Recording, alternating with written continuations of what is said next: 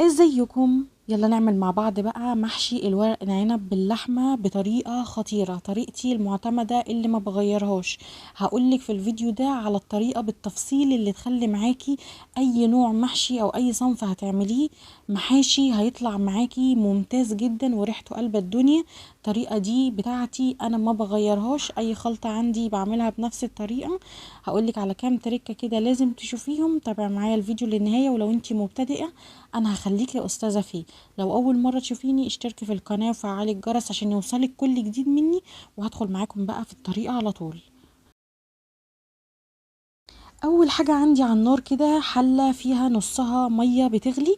جبت الورق العنب بتاعي زي ما هو كده بالعنقود بتاعه، غسلته كويس جدا، سبته منقوع في الميه، ميه عاديه من الحنفيه لمده نص ساعه عشان بيبقى فيه رمله كتير. وبعد ما نقعته غسلته تحت الحنفيه وقعدت اغير له الميه كده كتير جدا، لان بيبقى اسهل ان انت تغسليه قبل ما تسلقيه. احنا كده كده بعد ما نسلقه هنغسله برضو، بس هتبقى الشطفه اللي هي ايه اللي احنا هنبرده بيها.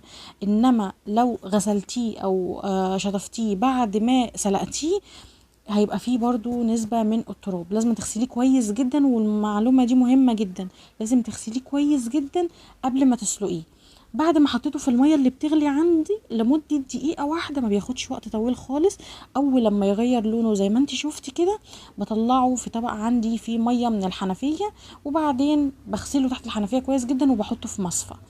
بعد ما شلت الكمية الأولانية حطيت الكمية التانية بتاعتي. حاولي ما تمليش الحل على الآخر عشان يكون سهل عليكي ان هو يتسلق بنسبة 100%، يعني كله ياخد نفس اللون في نفس الوقت. بعد طبعا ما غسلته كويس جدا سبته يتصفى في المصفى عندي، ركنته على جنب. حلة عندي على النار حطيت فيها معلقة كده من السمنة وشوية صغيرين خالص من الزيت. هبتدي انزل بالبصل بتاعي، انا عندي بصلتين كبار بشرهم في الكبة. خدت 3/4 كمية البصل بس اللي عندي ونزلت، والكمية اللي انت شايفاها دي انا ركنتها على جنب. هقولك ليه بعد كده. هبتدي اقلب في البصل بتاعي، المحشي بيحب البصل كتير، يعني بصلتين كبار 3 بصلات زي ما انت عايزة يعني. المهم اديت له تشويحة كده على النار، وبعدين نزلت بقرن فلفل حامي متقطع صغير، وده اختياري، لو انت مش حابة المحشي حراق ممكن تستغني عنه. المهم هبتدي اقلب كويس جدا، عايزة البصل بتاعي يتشوح، مش عايزاه ياخد لون غامق، ياخد لون ذهبي بس. طبعا في الوقت ده وانا بشوح البصل بتاعي كده على النار رحت ضربت طماطم في الكبة وحطيت فيها، هو ده اللون اللي انا عاوزاه للبصل. ضربت حوالي كيلو ونص كده من الطماطم، عشان المحشي كل ما يكون الصلصة بتاعته كتيرة كل ما بيديكي طعم احسن. المهم ان انا ضربته في الكبة كويس جدا بشوية مية صغيرين، مش عايزة مية كتير في قلب الصلصة بتاعة المحشي عشان ما تطولش معاكي على النار، يعني تتسبك بسرعة كده. المهم بعد ما ضربتها كويس نزلت على البصل بتاعي، وما بتتصفاش الطماطم بتاعه المحشي. حطيت شويه كده من الملح، وحطيت نص معلقه من الفلفل الاسود، معلقه صغيره مش مليانه قوي من الكزبره الناشفه، وحطيت حوالي ربع معلقه من الشطه عشان انا كنت حاطه فلفل في الاول وممكن تستغني عن الشطه. وحطيت نص معلقه كده من ال7 بهارات، وحطيت مكعب مرقه، وممكن تستغني برضو عن مكعب المرقه. لو الطماطم عندك مش حمرا هتحطي معلقة كبيرة من الصلصة او البابريكا، ولو اني ما بفضلش الصلصة يعني، بس في ناس بتحب تستخدمها. المهم ان انا عايزة الصلصة بتاعتي يكون لونها احمر جدا. سبت الطماطم بقى تتسبك كويس على النار، وخدي بالك عشان ما فيهاش مية كتير ممكن تتلسع منك، يعني لازم كل وقت والتاني كده لازم تقلبيها، وما تكونش النار عالية على الطماطم قوي. بعد ما سبكتها كويس شلت الشويه اللي انت شايفاهم الصغيرين في الطبق دول على جنب. هقولك ليه دلوقتي. ابتديت احط بقى على الصلصه بتاعتي بعد ما اتسبكت جزء البصل اللي احنا سبناه في الاول، وعندي نص كيلو كده من الرز غسلته وسبته يتصفى. خدي بالك لازم الرز يتصفى، انا مش عايزه اي ميه في الصلصه بتاعتي.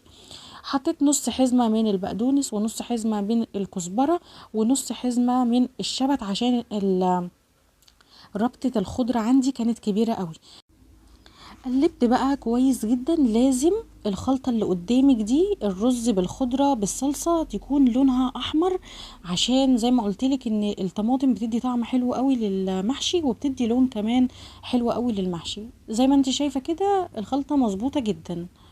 طبعا في الوقت ده انا قبل ما احط الرز والخضره انا دقتها، لو هي كانت محتاجه ملح ولا حاجه بظبط لها الملح بتاعها فقط، مش هحط اي توابل تاني. جبت اللحمه بتاعتي، واللحمه دي كانت من الفيليتو.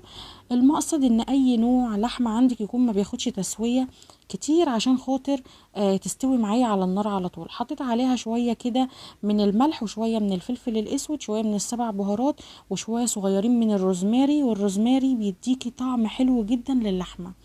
ده اول جهة دعكتها بايدي كويس جدا، وبعدين قلبت اللحمة عندي على الناحية التانية، وهحط نفس البهارات اللي انا حطيتها على الناحية الاولانية.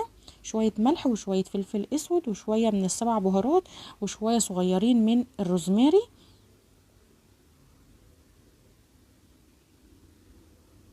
تمام كده. بعد ما اتأكدت ان انا غلفتهم كويس في طاسة عندي على النار، حطيت معلقة كده من السمنة.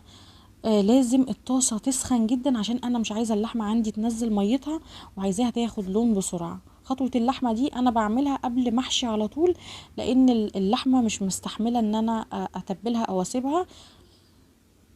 بعد ما الطاسة سخنت عندي كويس جدا، ابتديت انزل باللحمة زي ما انت شايفة كده جنب بعض، عشان مش عايزة اللحمة تنزل ميتها. طيب لو اللحمة عندك قطعية كبيرة شوية او ممكن تاخد تسوية، هتعملي نفس اللي انا بعمله ده دلوقتي. بس طبعا انا هديلها تشويحة كويس جدا على الجهتين، انا ما بقلبهاش ولا اي حاجة، باجي جنبها لحد ما تبتدي تاخد لون من تحت زي ما انت شايفة كده، ساعتها هبقى اقلبها.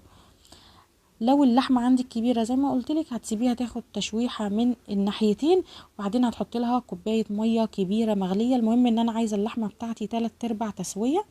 حطيت هنا حوالي كام فص كده من التوم، مقطعاهم بالطول عشان التوم بيدي ريحة حلوة للحمة.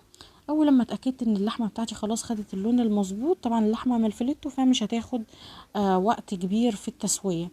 جبت بقى ورق الورق العنب بتاعي بعد ما شلت العنقود بتاعه ورصيته كده فوق بعض.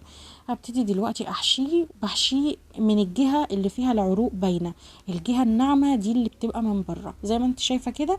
اول طريقة لللف ممكن تحطيهم على اي صينية عندك او على الرخامة، وهتبتدي ترصيهم جنب بعض زي ما انا رصهم كده، وتحطي شوية صغيرين من الحشو في قلب النص، وبتبتدي تحشي زي ما انا هوريكي دلوقتي. هوريكي برضو طريقة تاني انا بفضلها وبستخدمها دايما، بس دي لو انت مبتدئة هتكون سهلة عليكي قوي ان انت تلفي ورق العنب بالطريقة دي. وحاجة مهمة كمان، حاولي ما تسيبيش ولا رزاية من بره، عشان الرز كتير على اي ورق بتحشيه بيخلي المحشي بعد كده معاكي يعجن. المهم هبتدي الف زي ما انت شايفة كده.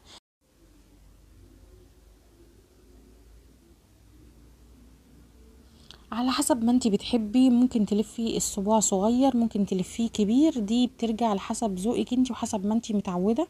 يعني انا بالنسبة لي لا، انا بلفه ده صغير جدا، يعني انا بحبه اكبر من كده شوية، بس دي اذواق على حسب برضو الورقة اللي عندك حجمها قد ايه. مهم ان اللفة دي سريعة، بس يعني انا بفضل اللفة اللي انا هوريها لك دلوقتي، بس انتي لو مبتدئة بالنسبة لك اللفة اللي انا بلفها دي سهلة جدا. هنيجي بقى للفة التانية، بحط ورقة كده على ايدي منهم اللي فيها عروق، بتبقى اللي انا بحط عليها الحشوة بتاعتي. وبعدين بتني جزء كده من قدام، وجزء من الجنب اليمين على جزء من الجنب الشمال، وببتدي الفه. بيكون بالنسبة لك سهل جدا. اهم حاجة ان انت تلفي من الجزء اللي هي الجنب اليمين والجنب الشمال، عشان الحشوة بتاعتك ما تطلعش من قلب الورقة.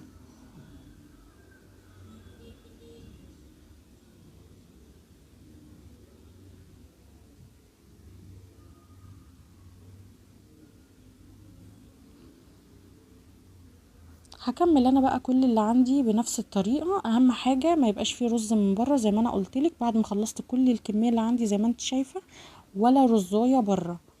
هو ده الحجم اللي انا بقولك مناسب جدا، ولا كبير قوي ولا صغير قوي. خدي بالك ان الحجم صغير قوي بحس بورق العنب بيكون طاغي اكتر من الحشو، انما الحجم اللي انا بوريهولك ده يعني بيبقى مناسب كميه الحشو جواه مع كميه مع حجم ورق العنب.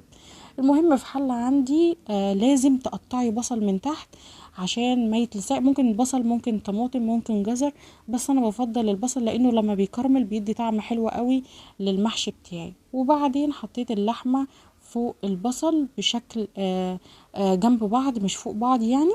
وهبتدي انزل بورق العنب بتاعي، لو في اي بواقي من اللحمه بيكون طعمها حلو برضو حطيتها.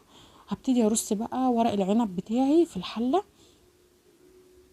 فوق اللحمه كده باي شكل انت تفضليه، بس انا دايما برصه بالطريقه دي، بيكون سهل جدا وبيطلع شكله حلو في الاخر.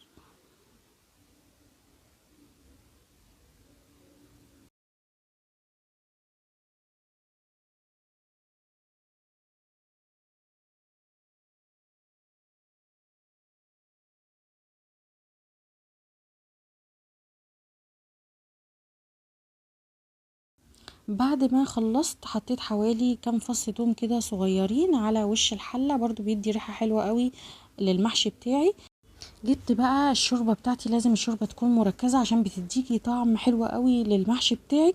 حطيت فيها عصير نص ليمونه، ما بحبش المزازه عاليه قوي في ورق العنب لان ورق العنب نفسه بيكون مزز، فنص ليمونه حلو جدا. وبعدين نزلت بيه شويه الصلصه اللي انا شلتهم في الاول، اللي قلت لك هنشيلهم، بحطهم برضو في الشوربه، وده بيدي لون حلو قوي للمحشي، خصوصا بقى لو كرنب بيبان فيه اللون جدا. انا اي خلطه محشي بعملها بنفس الطريقه، لازم الشوربه احط فيها شويه كده من الصلصه لانها بصراحه بتودي الشوربه في حته تانية. بعد ما قلبت كويس جدا الصلصه في قلب الشوربه بتاعتي، هبتدي انزل بمعلقه كبيره من دبس الرمان، بتفرق جدا، بعملها برضو في اي شوربه محشي، بتخلي ريحه المحشي خطيره. انا عايزه معلقه كبيره بس، وبعدين هبتدي اقلب كويس جدا. طبعا انا الشوربه بتاعتي الملح بتاعها مظبوط، ودي اهم حاجه، لان انا في المرحله دي المفروض ان انا هسقي بيها المحشي بتاعي. بعد ما قلبت كويس جدا حطيت الحله بتاعتي على النار، هبتدي انزل بالشوربه. طيب شوربه قد ايه؟ الورق العنب مش عايز شوربة كتير يعني، خلي ورق العنب اللي باين مش الشوربة، خلي الشوربة تحت ورق العنب على طول، خصوصا ان انا عندي فراغات في الحلة، يعني انا مش رصة ورق العنب مكتوم، يعني في فراغات، فخدي بالك ان ما يبقاش الشوربة بتاعته كتير، خصوصا ان ورق العنب لما بيغلي على النار بينزل ميته.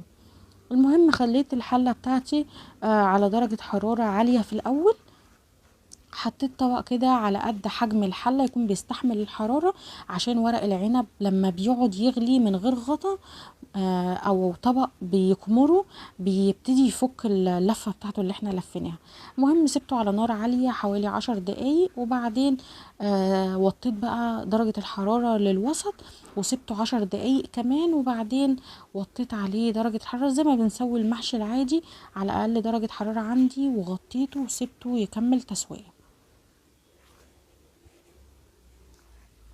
يعني انا حطيته في الاول على درجه حراره عاليه بس عشان تبتدي الشوربه تغلي معايا. اول لما غلت وطيت درجه الحراره للمتوسطه وسبتها 10 دقايق كمان، وبعدين وطيت درجه الحراره قوي وسبته يستوي وما فتحتش عليه كتير.